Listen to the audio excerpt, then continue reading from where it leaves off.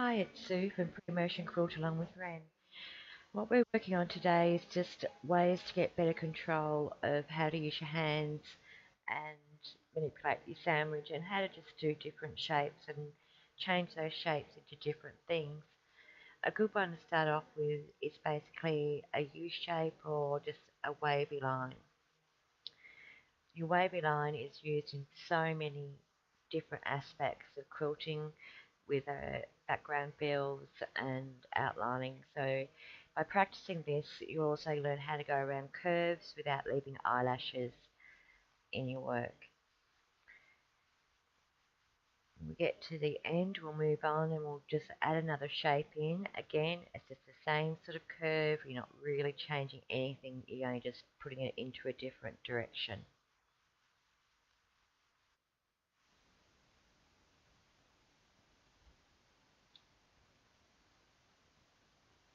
I'm trying to go slow so that you can sort of follow what I'm doing more and how I use my hands.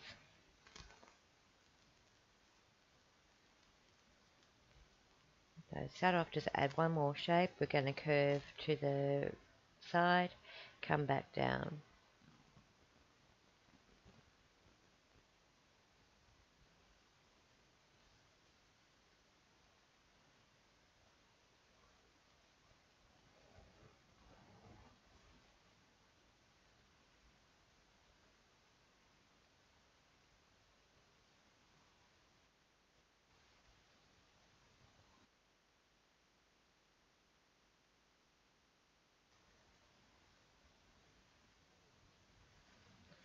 Once you're sort of confident with doing that, then you start adding in more curves going in different directions, and you're doing a stipple or meander for those who like to call it that.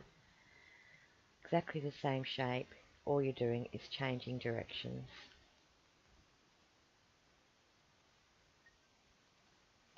Try and keep your stipple roughly evenly spaced. If you change your direction regularly, you don't get that sort of uniform look that some people do.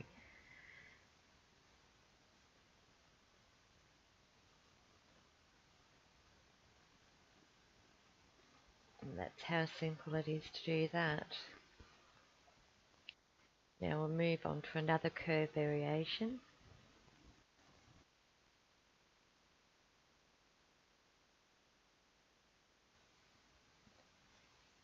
This is more of a scallop type thing. Again, it's just a curve, but this time you're repeating it.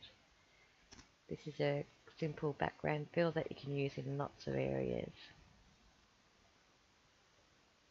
So you just change direction, you're still just doing a simple C shape or U shape.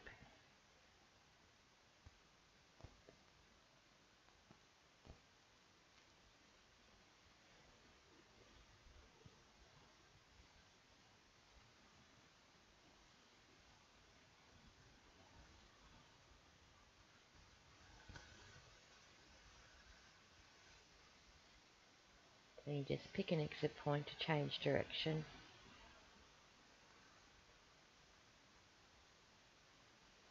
So it really isn't hard to go from a simple wavy line to using a variety of types of curves, and you get totally different results.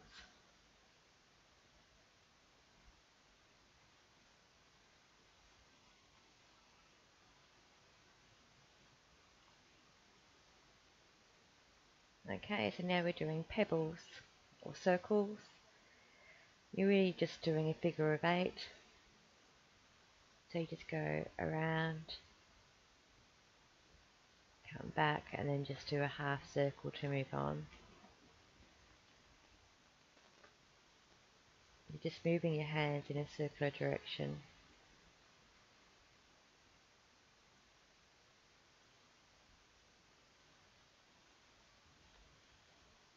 Same movement whether you do it large or whether you do them smaller.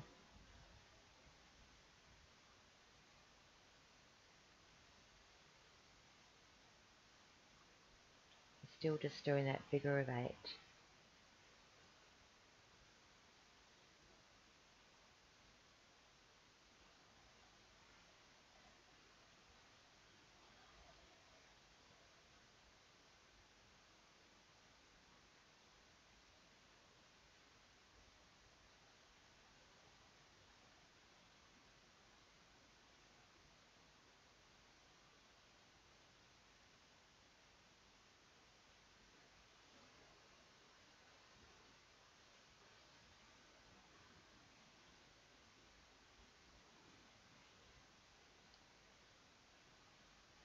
Again, to do a spiral, you'd basically do it in the same motion as a cross between your circle and your U shape.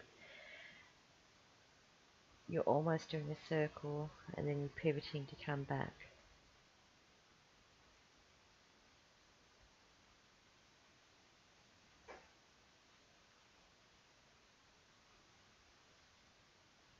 You can go back and fill in any blank spots like I just did then, or you could just keep doing what you're doing and just do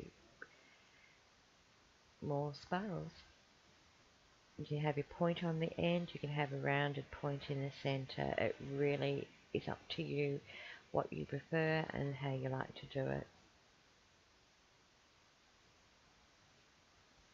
This is more about practicing how to move your hands and have control, keeping your stitch length even.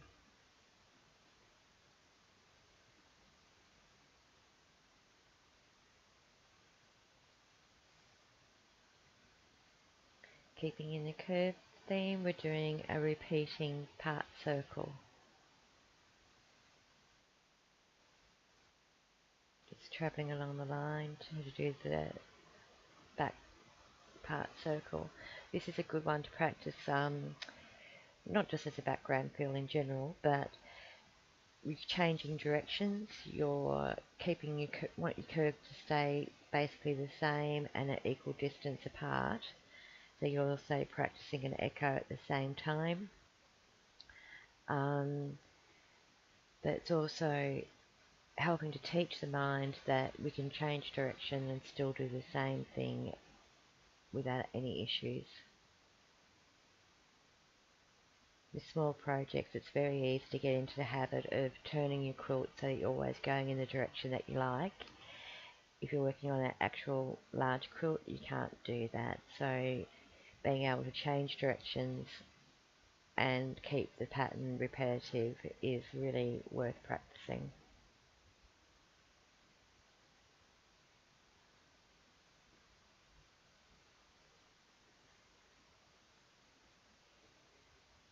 So like the scallops, when you're changing direction, just pick your exit point and start your repetitive pattern.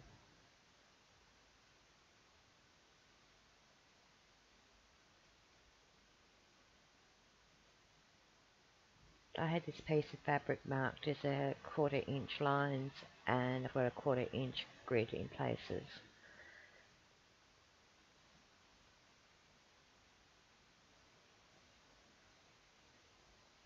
Sorry, I left my hand in the way of the camera. I really need to remember where the camera is.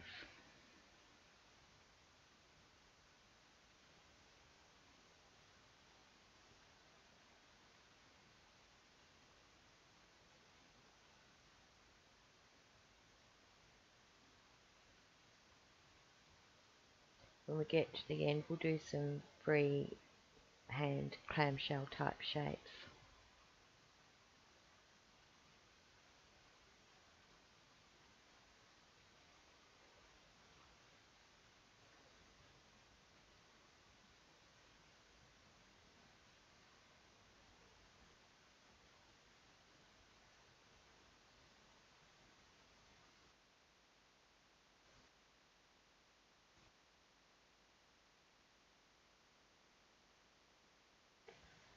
When you're doing in freehand, it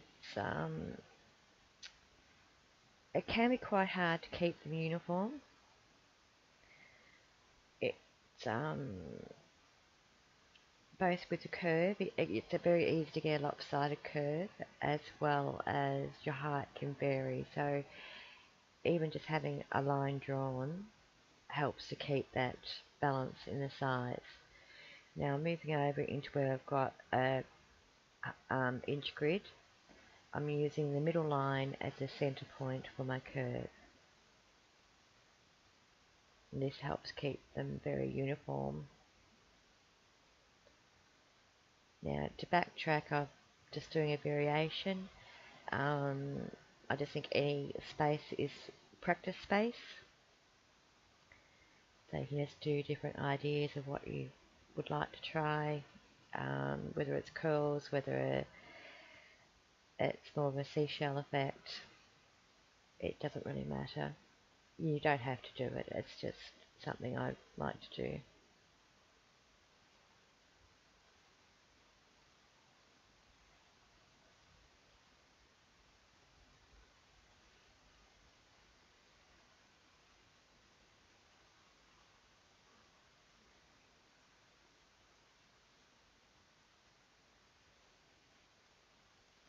With practice, it's all about learning how to control the fabric underneath your fingers. So it doesn't matter if it's not perfect.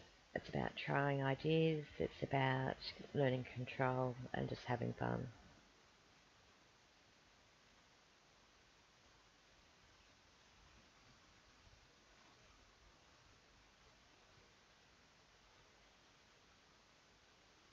This one I'm just doing something a bit different, like a little candlelight with curls, or it really doesn't matter. So now we'll move into doing straight lines. So again, using the grid, just going across diagonally and doing a zigzag pattern.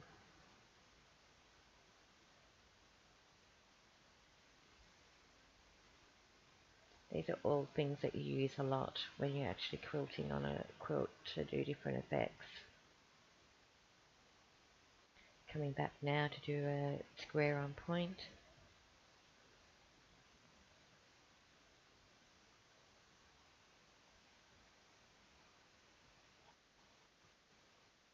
Now for ideas of ways to practice, you can go up the center and then fill in on the diagonal.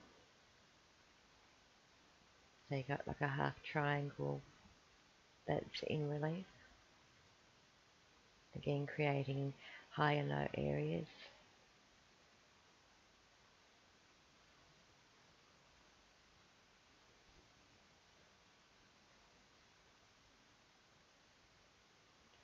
And just backtracking across our sewing line. And that's another thing that this sort of practice is good for, is getting more accurate with backtracking. Just do an echo around this one. Always good to practice echoes.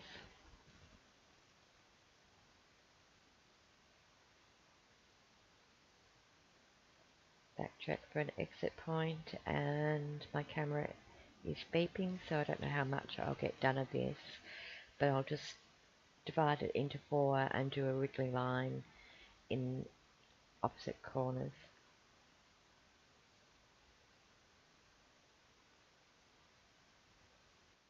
Okay, thanks for watching. Talk to you soon.